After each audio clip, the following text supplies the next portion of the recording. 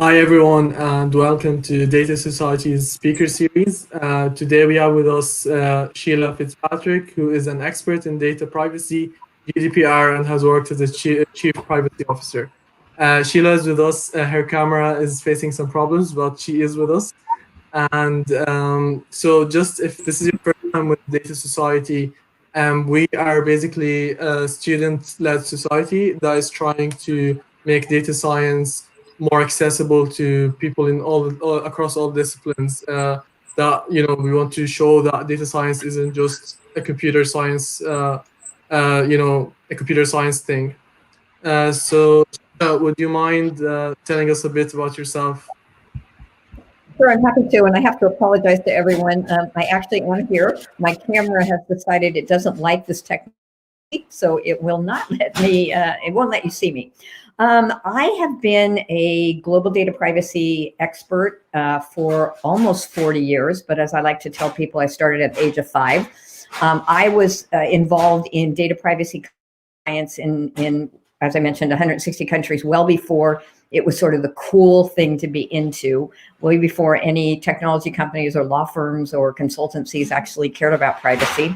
I work with regulators around the world as well as multinational companies in all industries. So I work in public and private sector, high-tech, retail, government, everything, healthcare, financial services, you name it. I do quite a bit of public speaking on the subject.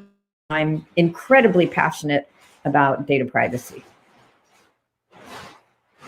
Thank you very much, Sheila. Great introduction. I think we have a lot of experience to gain from this talk today. So I've noticed that you're a member of the board of a company called Torada. So would you mind just telling us what the company does? What's the goal? What's the mission? Sure, I'm happy to. I'm very excited about being on the board of Torada. Torada is what's considered an Irish trust company. So it's basically the purpose of Torada is to develop a true independent de-identification capability that allows organizations to process data without using personal data. And it's basically, Torada was the brainchild, if I can use that word, of MasterCard. MasterCard obviously having a tremendous number of customers that they work with, and they do quite a bit of data analytics. And release of GDPR in 2018, MasterCard realized very quickly that their ability to use personal data to do analytics and modeling would be substantially limited and in some ways prohibited. And so they came up with the idea of Torada.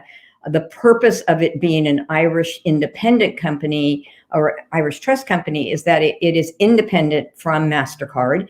One of the other investors is IBM. We use IBM's platform. But again, because it is an independent company, it doesn't take direction. It is not led by MasterCard or by IBM, but MasterCard is the first customer and has been incredibly supportive of what we're doing. And it's one of the first technologies I've actually gotten excited about when it comes to privacy, because as many of you have heard me say in the past, the reason why we have more extensive privacy laws is because of technology. Not that I'm anti-technology, but technology has allowed for, in many ways, the misuse of personal data. And so when Torada approached me about joining their board, I got very excited about what they do and saw very quickly that they take privacy very seriously. That's super interesting, and I'll definitely be reading more about Torada. Sam, do you wanna go ahead with the next question there? Sure. So, Sheila, could you explain to us a little bit about why GDPR is important in your opinion? Certainly. I mean, GDPR has in many ways raised the level of awareness around the importance of privacy. And what it really did was the introduction of GDPR moved us from thinking about the old, what I'd call processing of data and management of data, to really thinking about the importance of data and putting ownership of personal data back into the hands of the individuals. So it certainly has moved privacy from a very old environment into the digital world. It certainly has raised the awareness around the world about the importance of protecting personal information. And I think in many ways, the way I view GDPR is that it has forced organizations that traditionally wouldn't care about privacy to at least have to think about it at a more granular level. And it's also opened up many people's eyes around the fact that privacy and security are not the same thing. And oftentimes, even now, I hear a lot of organizations talk about security and about how they protect data, but they don't talk about privacy, or they sort of lump it all together. And they're definitely not the same thing. And I can certainly expand on that as much as you like, or as much as you don't want me to. No, that makes a lot of sense. And how does data protection differ across different regions around the world? Do you think things like Brexit are an issue when it comes to data protection? Big political changes? Sure. So a couple of questions in there. So let me start with the first one. The first one is, how has data protection laws changed around the world? Well, as I mentioned earlier, GDPR has certainly been an influencer in terms of influencing changes around the world. And we are seeing probably the greatest growth when it comes to the expansion of data laws in the Asia Pacific region, believe it or not. And the world's most restrictive data protection law is not the GDPR. It's not the German national law. And I love to tell my German friends that. They get a little bristly, but I do it in good spirit. It's actually South Korea. South Korea has the most restrictive law in the world. The penalties include mandatory imprisonment for up to 5 years for violation of privacy rights.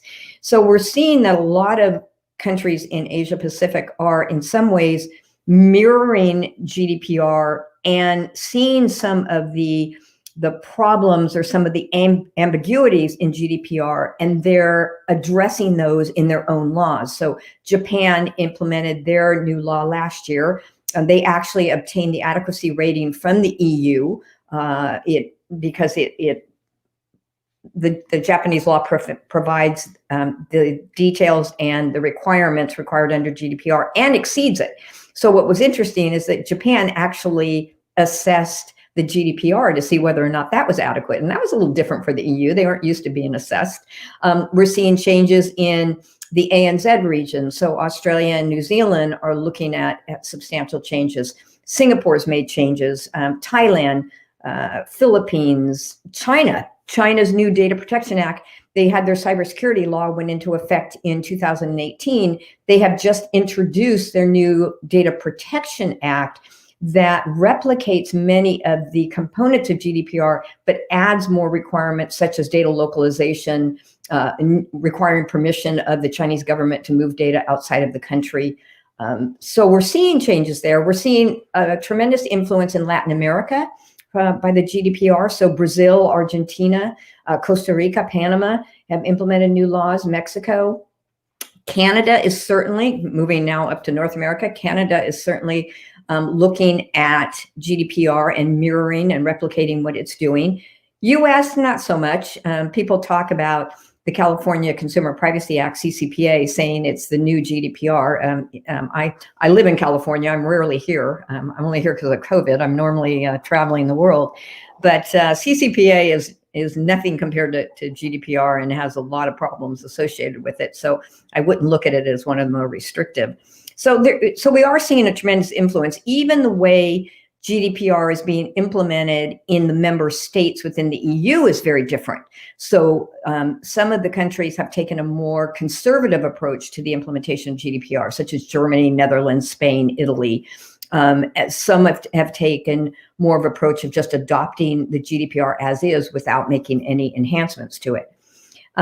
Following up on your other question, which is about Brexit and how Brexit is going to be impacted by GDPR or vice versa. Come to the end of December, when Brexit is fully executed, the UK will be considered an inadequate country. They do not have an adequacy rating from the EU. There are substantial issues associated with the UK Data Protection Act, even though the new one does address GDPR. There are issues, especially with government surveillance and law enforcement, some of the same issues that we see with the US laws. And the UK will have to go through a review to obtain adequacy. And the commissioners in the EU have stated that it's not automatic that the UK would be deemed adequate, and they will have to go through the same due diligence and vetting process as any other country that tries to obtain adequacy. So I think that's something that many companies that operate in the UK are going to have to look at, and they can't wait for the UK government to obtain adequacy. They are going to have to comply with the GDPR. It's very, very interesting. And for the thousands of companies in the UK, what do you think might be the short-term impact of the UK not having? Well, I think that the short-term impact is going to be, as I just said, the companies that operate in the UK can't rely on what the government's going to do. They're going to have to step up and implement the GDPR as their baseline for their own internal privacy programs. I would never, ever tell my clients that you need to move out of the UK. That would be ludicrous. Especially there's a lot of financial companies, as you know, that are headquartered in the UK that support the entire EU. But what I do tell them is that you can't rely on the UK Data Protection Act. You are going to have to implement the requirements under the GDPR. They're going to have to implement model contractual clauses or standard contractual clauses with their customers and with their clients in the EU. They will have to look at the enhanced requirements of the standard contractual clauses, I can't talk today, to make sure that they're addressing the issues around government surveillance and some of the questionable issues that are of major concern to the regulators. It'll be definitely very interesting to see how the Brexit situation unfolds over the next few weeks. So Sheila, something that I always wondered, to be honest, is there are countries where you have they're very densely populated, and when it comes to GDPR, you would think it's nearly impossible to fully implement it. Say if someone's like just taking a picture on the road, say like in India, what is that an actual problem, or how do these countries tackle GDPR in that sense? It's certainly an issue, especially when you're talking about some of the countries, as you said, that are more remote or smaller countries or areas where there may not be a high maturity level when it comes to data privacy. You mentioned India. India, as a matter of fact, has really stepped up over the last couple of years and has implemented a Data Protection Act that's moving them towards compliance. They certainly are not near where they need to be when it comes to GDPR, but they understand the importance of adhering to the law if they're processing the personal data of EU residents. And as you know, India is used quite a bit as a outsourcing center for many companies around the world. And so it's more of education, where the multinational companies that operate in India have to educate their teams in India about the law and what the requirements are. There's interaction with the regulators around the world, that they talk to each other, they have conferences. And so it's information sharing, it's education, it's that maturity level that needs to be gained. But I work all over the world, and there are some jurisdictions that I operate in that still do not understand the implications of extraterritorial regulations, such as the GDPR, the Chinese Data Protection Act, the Japanese Data Protection Act, and some of the new ones that are coming out. And there's almost like this tendency to bury your head and say, oh, that doesn't apply to us because we're a small jurisdiction. There's no exemption if you're a small jurisdiction.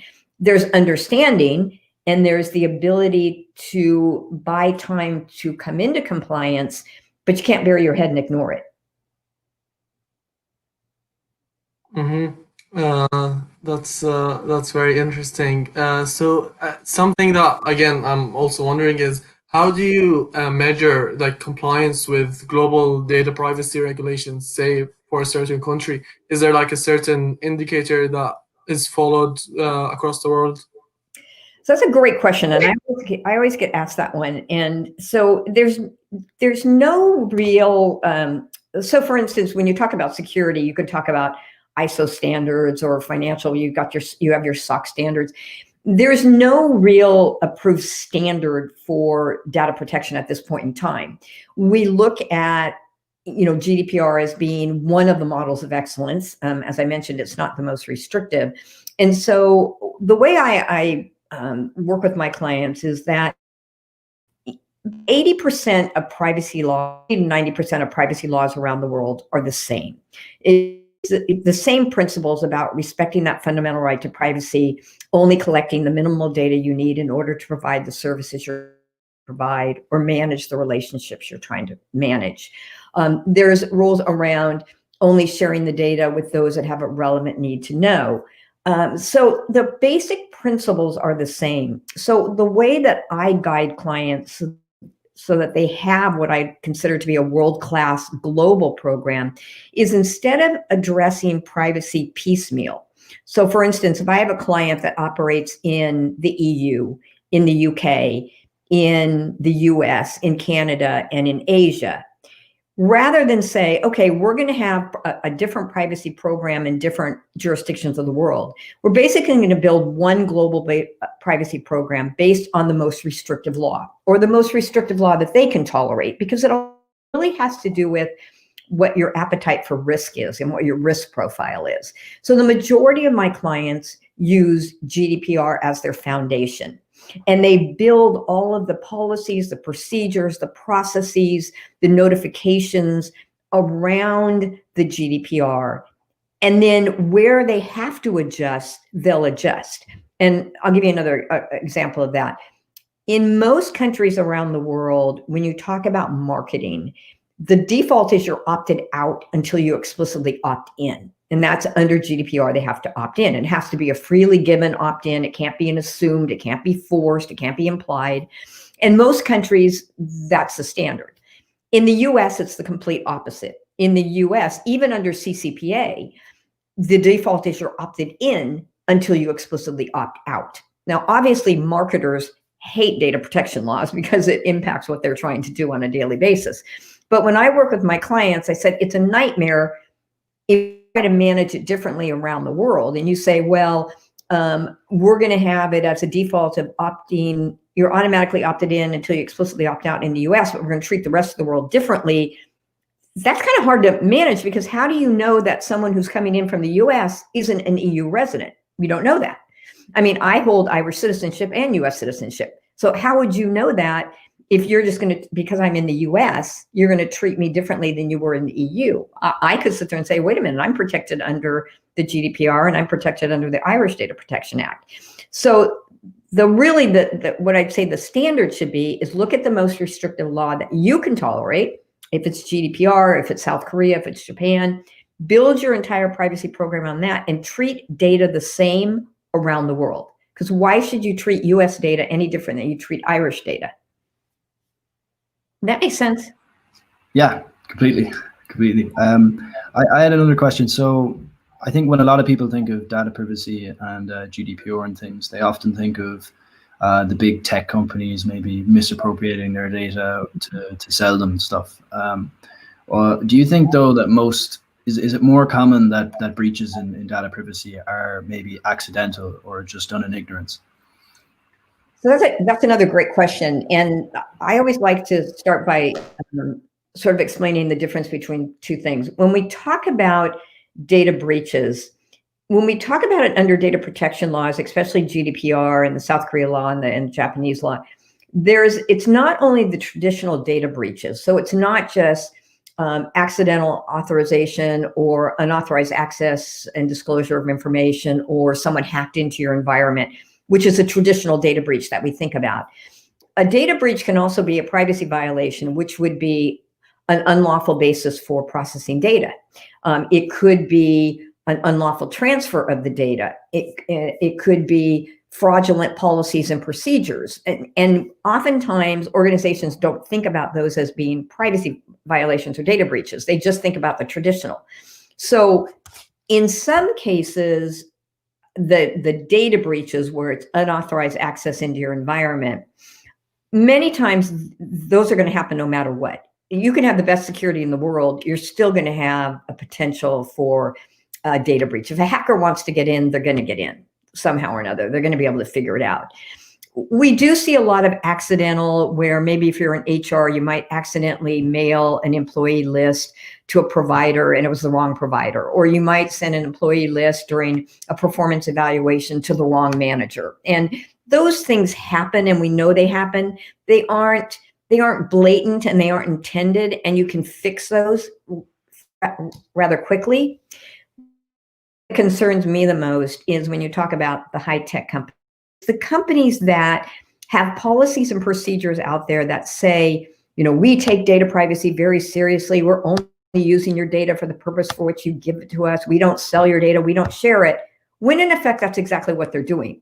So they have these policies and procedures that they're not complying with. That is a privacy violation, and that is a data breach. Those are the ones that concern me more than the traditional data breaches, because that's just blatant ignorance in some ways and blatant arrogance in other ways, where as great as these companies are from a technology point of view, and as tremendous, the tremendous service they provide for innovation and to better the capabilities of businesses, et cetera, privacy is not their strength, and it's not something they take all that serious. And so when I get on my high horse and I start preaching about privacy, I do want to, get the message across to the tech companies that if you have a policy, you better follow it. And you don't tell your clients one thing and then find out you're doing something different. And I don't know if you're aware right now, there's a big initiative going on in the EU to move towards getting away from the dependency on US technology providers, in particular cloud providers. And it's the GAIAX project. And it's being pushed by France and Germany. And it's really, even if the big providers have data centers in Europe, the push is to get away from them because they still are not complying with their obligations under data privacy laws. Well, we have a question here from the chat, which is quite related to what we were discussing now. I'm not sure if you're aware of the specifics on it, but I'll just bring it up here. So Evan asks, what was your take on Schrems 1, the complaint against Facebook Ireland Limited with the Irish Data Protection Commissioner? Oh, I'm very aware of that one. So Schrems 1 was the invalidation of the Privacy Shield framework. That was the agreement between the US and the EU. I think this question might be related to Schrems 2, which Schrems 2 was the invalidation of the Privacy Shield, which was the successor to Safe Harbor. And the complaint that has been filed against Facebook is because they relied on first Safe Harbor and then Privacy Shield as their mechanism for transferring data. But they weren't adhering to the requirements under the GDPR or Privacy Shield. And to be honest, I was never a fan of Safe Harbor or Privacy Shield. I didn't see it as a very effective mechanism. And so obviously many US companies relied on it because there wasn't really enforcement of it to a very, what I'd say, high degree. And so the complaint against Facebook that Helen Dixon and her team in Ireland have filed is that even the standard contractual clauses that Facebook uses, Facebook is still not adhering to their obligations under the GDPR, and that the standard contractual clauses or the SCCs aren't strong enough to really force Facebook to change some of their practices, and also the concern about Facebook sharing data with the US government for law enforcement purposes, for safety and security, for terrorism purposes. And so as many people know, the Irish Commissioner has, for now, basically stopped any transfer of personal data from Facebook Ireland to the US. Yeah, that was a big deal. And we have another question from Chloe there. I think we can put that up as well. So Chloe says, "Hi Sheila, what's the most interesting data protection project you've worked on to date?" Oh, wow, Chloe, that is a great question. You're going to make me go back 40 years to think about all the projects. Wow, that's a great question. What was some of my most interesting ones? I have a number of them. That's a really good question, and it's actually stumped me. I think probably one of the most interesting ones that I worked on was with a university. So it's a university that has satellite locations around the world. It's headquartered when you're a university, I guess you're not really headquartered, but their primary campus location is in the ANZ region. But they operate in Europe, in other countries in Asia, as well as Canada in the US. And what was interesting from a university perspective is that they automatically would think about student data, but they never thought about the fact that when you're a student and you go to a university out of your country, you're still a resident of the country where your home is. And so the university thought that automatically, because they were on campus in their jurisdiction, that they didn't have to comply with the privacy laws where the person resided. And so that was really an interesting one to get the university to understand that no, the student does not give up the residency just because they've come to school in another country. They've maintained their residency in their home country. And plus, they didn't think about the fact that they're collecting alumni data. They have research data. They have faculty data. They have visiting professors data. They have information on, clinical trials that they run in their healthcare organization. So it was a fascinating project, fabulous client, and definitely kept me on my toes because there was a lot of areas that I had to work on. I did not think of that before. That's how universities have to take into account the privacy regulations in, the home countries of the students. That's very interesting.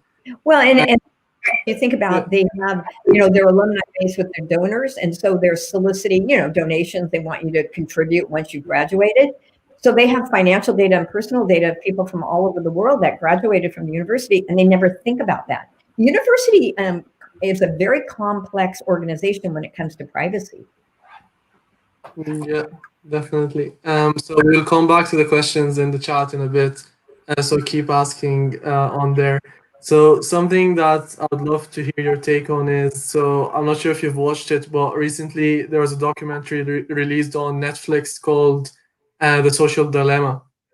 And so it's basically all around the ethics, is it ethical for, the big tech companies, including Facebook, Instagram, and so on?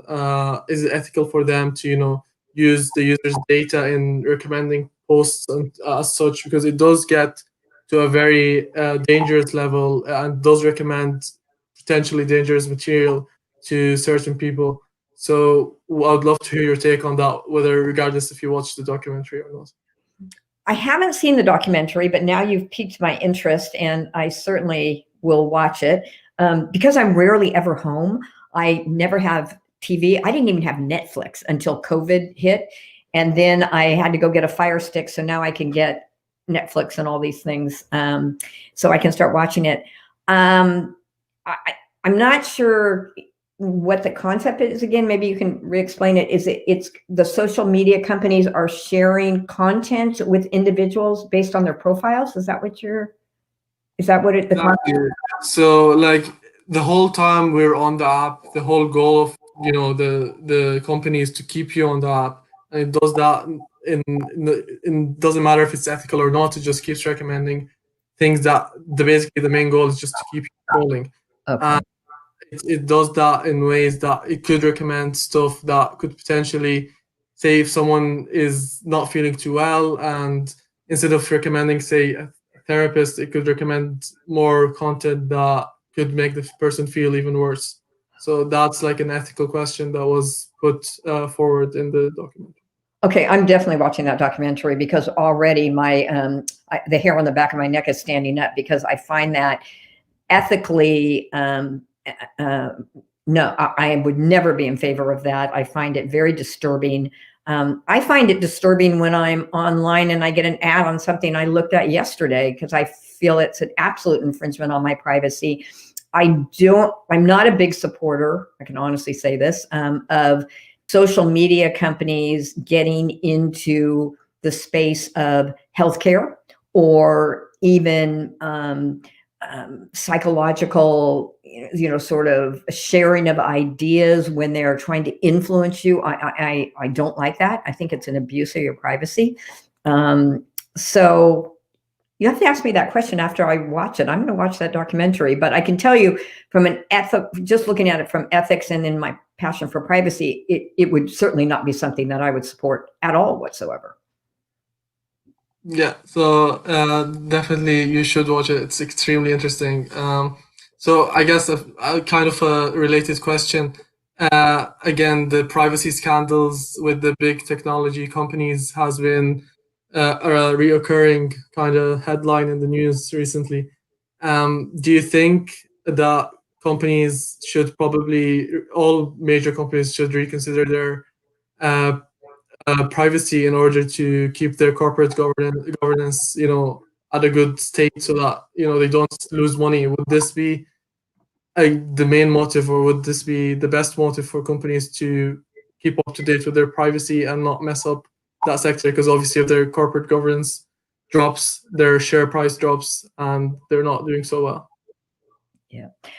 Well, obviously, since I'm so passionate about privacy, I wish every company would take privacy a lot more seriously, and I would address privacy before they start talking about security. And go back to my example of, it really doesn't do you any good to lock down data if you're not legally allowed to have it. And if you're not addressing your privacy obligations, then the best security is not going to help you.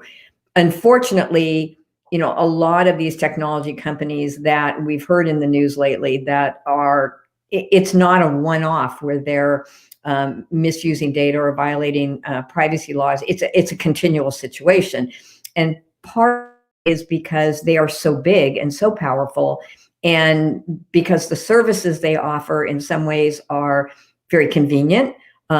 They're excellent at what they do, absolutely excellent. I would never say that these big companies, from a technology point of view, are terrible companies. They're not. They're fantastic companies. But as I mentioned earlier, privacy is certainly not their model, and it's not something that they embrace. They see it in many ways as an impediment to doing business, instead of looking at it as more of a competitive advantage. I look at privacy as a positive. And if I'm comparing two companies, and one company takes privacy very seriously and understands it and understands the importance of putting the control of data back into my hands, allowing me to decide what they can and cannot have, allowing me to decide what data can be shared and who it can be shared with. And, I'm going to trust them a lot more than that's telling me what's good for me and what data they have to have in order to provide their service to me. I'm going to go to the company that takes privacy seriously. It drives me crazy, and people have heard me speak before, when I ask a company about their privacy profile and their foundation, and they start talking to me about security and encryption and tokenization and all this other stuff. That's not what I asked. And so I automatically get turned off, because that says to me right then and there, they don't understand privacy. They understand security, and that's great, but I don't care. I am assuming you're going to protect my data if I allow you to have it. Every company is going to be concerned about security. Why aren't you taking privacy as seriously as you're taking security? So I immediately will be turned off, and we'll look for another organization to do business with if the organization I'm talking to either doesn't understand privacy or wants me to think they understand privacy, but all they're doing is talking to me about security. And that was brilliant answer. So I have another question here from the chat from Giancarlo, if I pronounce his name correctly. So he's asking, with the increase in remote working, the perimeter of data protection exceeds the usual office perimeter. What does that mean for data privacy? Giancarlo, hello, my friend. It's so great to hear from you. Obviously, we know each other. I have had a tremendous upload in work because of COVID-19 and the whole remote working situation. There's a number of things that have to be considered. One is the technology around the video conferencing, and we all heard about the problems that Zoom had initially, where they were abusing some of the privacy rights of individuals. But more importantly, we need to think about what our companies are doing. So companies have had to very quickly adjust to the remote working environment. And that meant getting network speeds up, getting technology and devices out to their employees as soon as possible.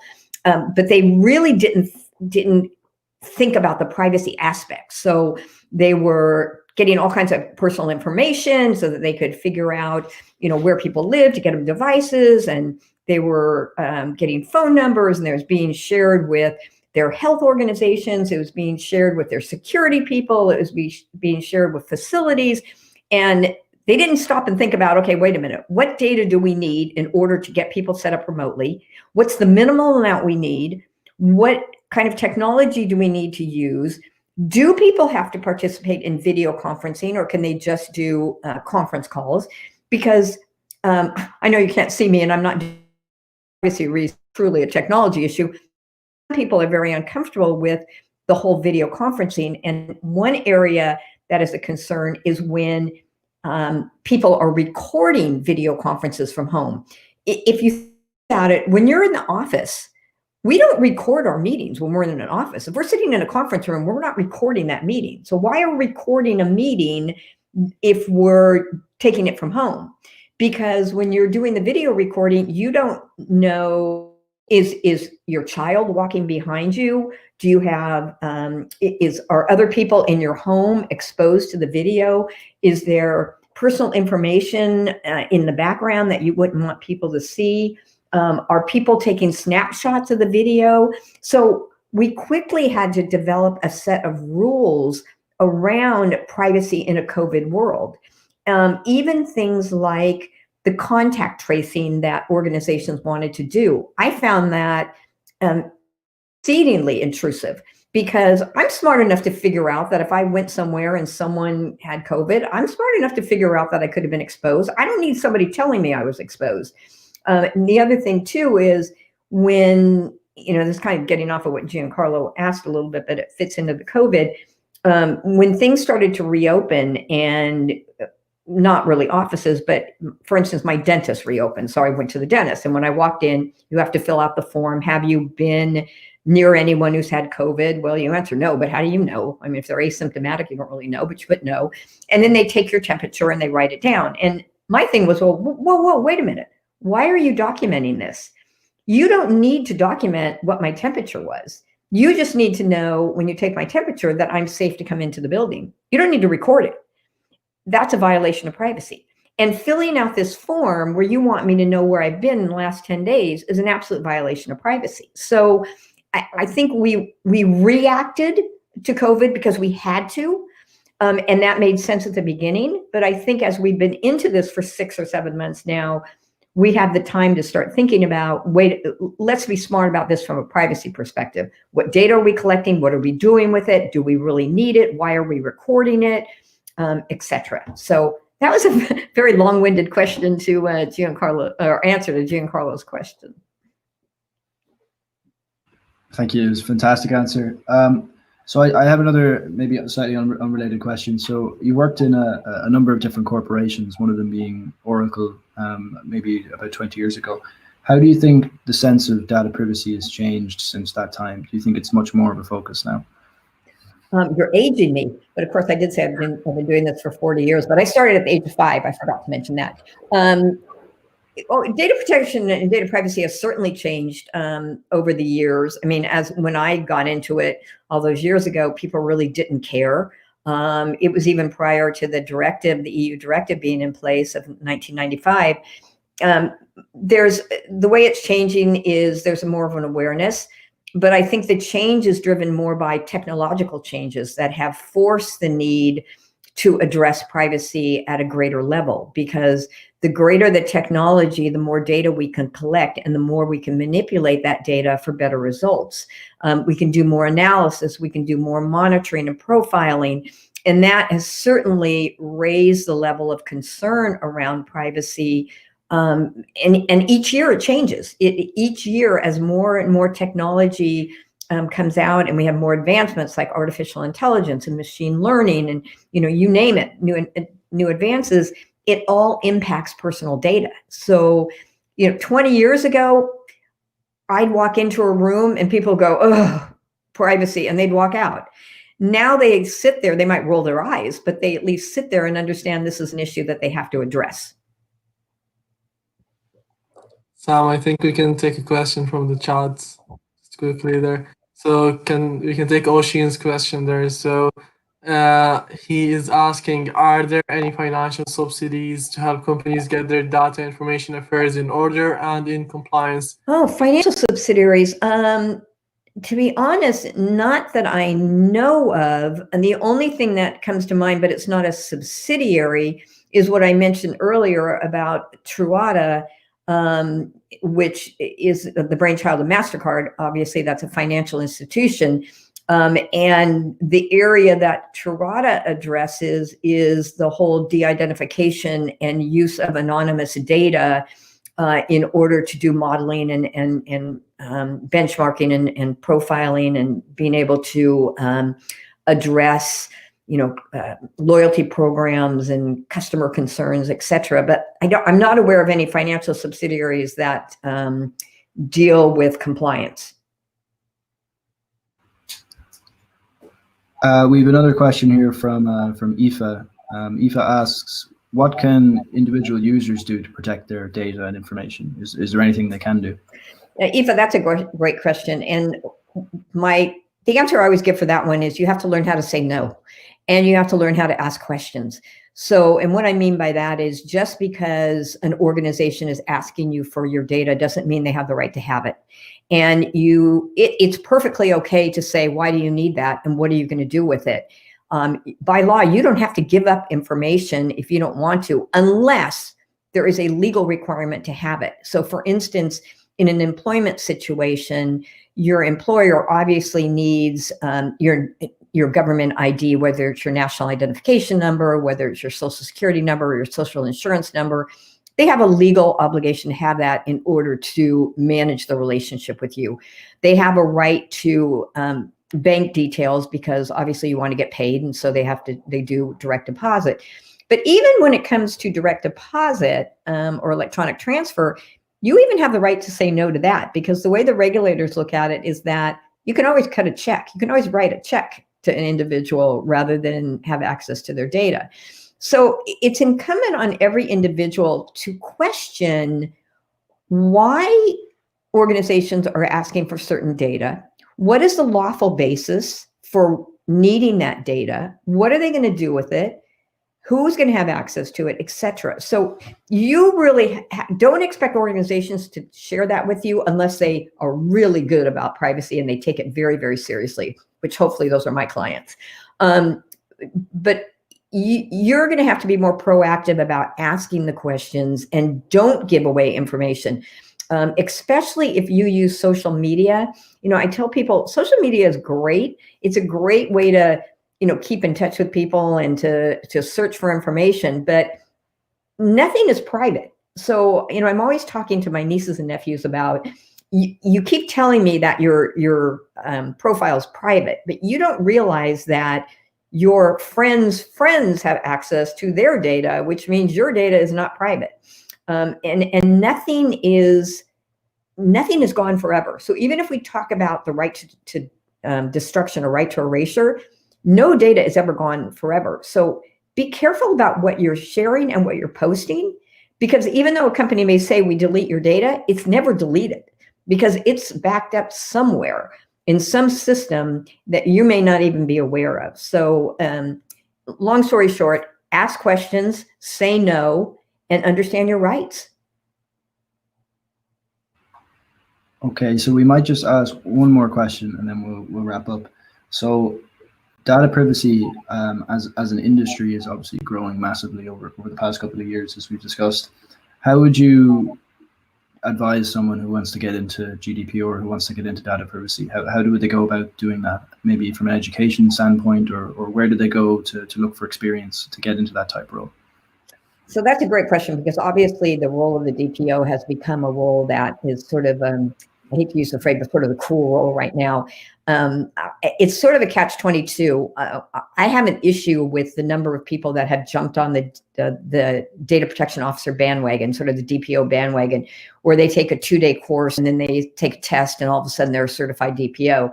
And, you know, that's great, but that's not, you can't learn to be a DPO through one course. It just doesn't happen. And as a result, we've seen a lot of DPOs out there that don't have experience or expertise or even understand the law, especially people that come from more of a technology background. And, you know, as I mentioned earlier, if you're a DPO, you can't sit in the technology organization or the IT organization. It's a conflict of interest. So what I'd advise is, you know, find a university that offers a data protection curriculum, not a 1-day certification course, not a 2-day certification course through an association. You really need to find a university that offers a full curriculum, whether it's a year-long program.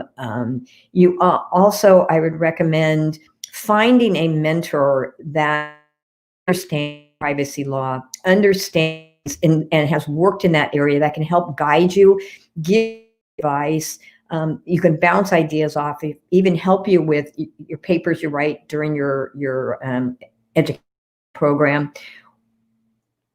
Be careful about the programs that you look into, because a lot of them are more technology driven than they are privacy driven. So they're more around cybersecurity, which is very important. Don't get me wrong. But if you want to be a data protection officer, you need to understand, you don't have to be an attorney, but you need to understand the law and how the law is written. And you need to understand risk management, and you need to understand data and how important that data is. So do reading. I'd advise, you know, reading the articles that are put out by the regulators. You know, I would even offer, I love mentoring people. If you have questions, you're always free to reach out to me. I publish articles. Put yourself out there, ask questions, but really, if you truly want to be a DPO, I'd say look into a curriculum at a university or a college, as opposed to an association that is a 2-day course. I hope that answered the question. That's perfect, Sheila. Thank you so much for coming on. We might just wrap up there. And before we go, I just encourage everyone to go to datasoc.co and keep an eye out for next Thursday. We have an event coming up with Dr. Kevin Cunningham. He's the managing director of Ireland Thinks. He's going to run a workshop on elections and data analytics, which is obviously very relevant right now with the American election coming up. So once again, Sheila, thank you so much for coming on. It was a really, really interesting talk. Very happy to have you on. Thank you so much. Well, thank you. Thank you. I completely enjoyed it, and hopefully I didn't knock everyone's ear off like I usually do. Not at all. Not at all. Okay, thank you. Thank you so much. So we'll end up there. Thanks a lot. Take care.